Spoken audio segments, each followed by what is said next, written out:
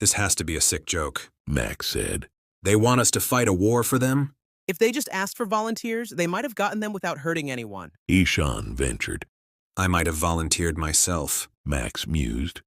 It wasn't hard to imagine. He already volunteered in his brother's place. You've really got no one who cares about you, huh? A stranger asked. What's that supposed to mean? Max shot back. Well, I wouldn't volunteer. I have a boyfriend and family who love me. There's no way I'd leave them willingly to die in some alien's war. Max clenched his fists. Don't talk about things you know nothing about, he growled. Oh. The woman scoffed. So you do have a family like the rest of us? Then shut up about volunteering, big guy. They want us to fight a war, but we don't even know if they're telling the truth. What? Anyone can tell a sob story for pity points. She continued as the crowd started to gather around them. They could just be exaggerating things. They could be winning their war for all we know. Maybe we're just the meat shield for their real troops. Maybe they just want us to invade some other poor bastard's planet, she muttered. A few in the crowd murmured their pessimistic agreement. I believe them, Max said. They wouldn't come all this way unless they needed us. If they were winning, they'd still have their planets and billions more of their own to invade with.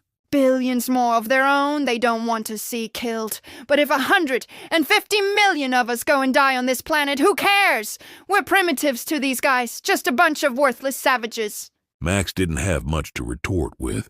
She had plenty of sound reasoning, and much of the crowd on her side. These guys are in trouble. I know I wasn't the only one who saw it in their eyes. You're gonna be a hero now, Mr. Volunteer. Sorry, I didn't sign up to be one with you. I didn't sign up at all, in fact. When they give me a gun to fight for them, you know what I'm gonna do? Max stared silently back at her. I'm gonna shoot them right between the eyes and go home. The crowd offered a muted cheer for mutiny. Out of the corner of his eye, Max saw a blond-haired man stand up. He was shirtless. The man turned first to the woman. You don't think they've planned for that? They're not fools enough to trust us with live ammunition. They've already separated us into smaller groups. If only one revolts, it won't take over the whole ship. All they have to do is put some more of that gas in these vents, and your mutiny stops right there. Next, he turned to Max before he could take any delight in his opponent's dressing down. Even if they're telling the truth, I doubt they'd ever get 150 million people to volunteer. I know for sure they would have never gotten me. I have a 2-year-old at home. Her name is Ashley. And so help me God, I will see her again before I die. He turned to the crowd. But it doesn't matter how we got here. We're here, and we all want to go home. Don't we? They all nodded. Then our way home is Tovukshom, he declared. We prepare ourselves for battle more than these aliens could have ever expected. We push ourselves farther than they could ever force us. We fight, and we win this war for them.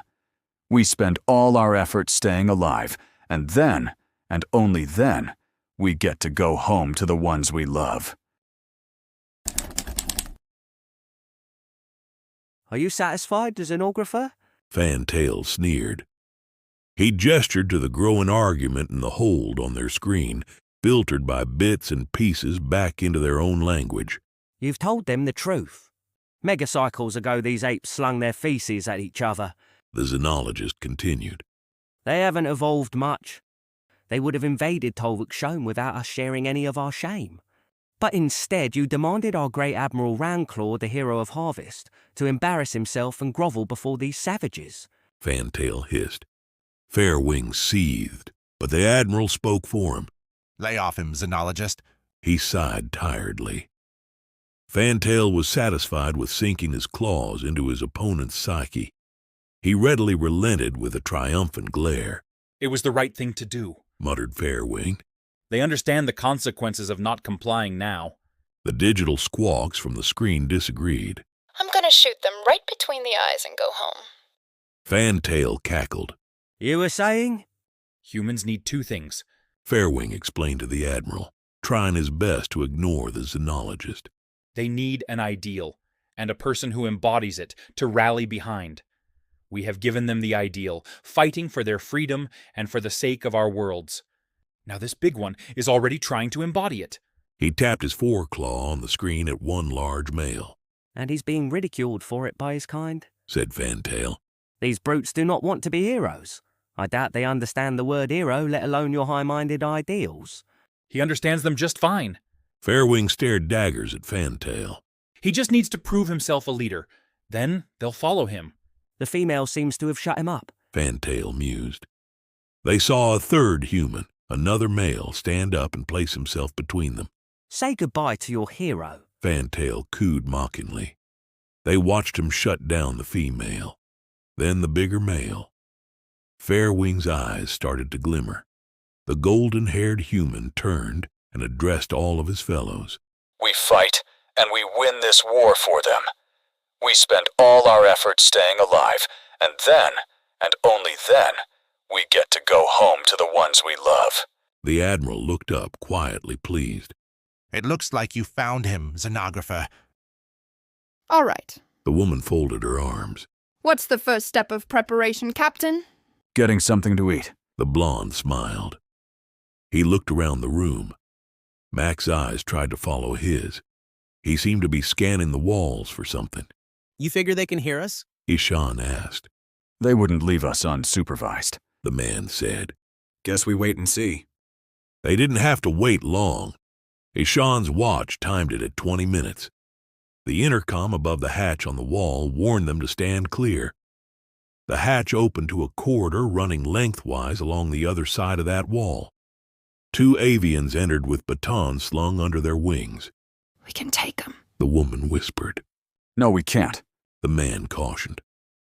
Behind the 2 guards, another bird was tethered to a device that looked like a pallet. On it, he hauled along a tall pile of silvery packages. They were steaming hot. Give them some room, everybody, the man called. The rest of the group slowly parted, hesitant to obey and hesitant to move too quickly and lose control of where they were going. The pallet came to a stop in the midst of all of them.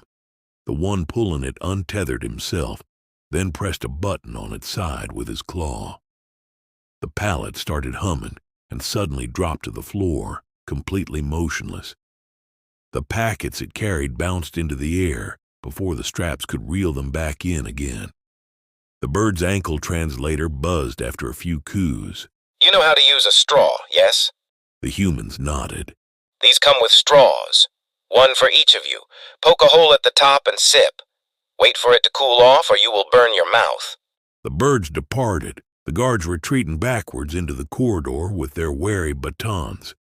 The hatch sealed shut behind them. Max took the initiative. Let's get in a line, people, he called. Nice and orderly. No one really listened until the captain nodded his approval. Once they did, a human chain slowly formed with one grappling onto the shoulder of the next. By the time it was done, the packets had cooled off. Dig in, the captain said to the front of the line. He pushed off the floor with his foot toward the back and motioned for Max to follow him. What's your name? He asked as they floated along. Rich Taylor, Max answered. Good to meet you. I'm Francis Keene. Keene kicked his foot out and bounced along the floor to slow himself down. He timed it too late, though, and he continued flying forward until an arm flung out and caught him, dragging him to the end of the line. Max only managed to stop because the now stationary Keene had stretched out his arm to catch him, too. The arm that had reeled them in belonged to the woman from earlier. She glared at Max. Max offered her the same hostility. And who made you his right-hand man? She grumbled. Max stood defiant. I saw the opportunity, and I took it. The captain interrupted before they could start another fight. I'm Francis Keene. What's your name? Valerie Wilson. Valerie, this is Rich Taylor. Keene introduced them to each other. Rich? Valerie? They begrudgingly shook hands. Keene clasped his hands on both their shoulders and leaned in close. We'll fight the birds' enemies. We'll fight the birds if we have to. But we won't fight each other. Understood? Got it. Valerie gritted through her teeth. Understood, Max muttered. I can't handle 100 people by myself, Keene admitted. I need lieutenants whom I can trust to take the lead. Will you two be them for me? Both of us? The pair sputtered in unison. We divide the group in half. he explained. Rich, you get one half. Valerie, you get the other. That way, you don't have to worry about each other. You get to know your people well, and you pick a few lieutenants of your own. People work best in small teams, I've found. You've found? Wait just a minute. What exactly did you do before getting drafted? Max asked. Army Airborne. Keen grinned.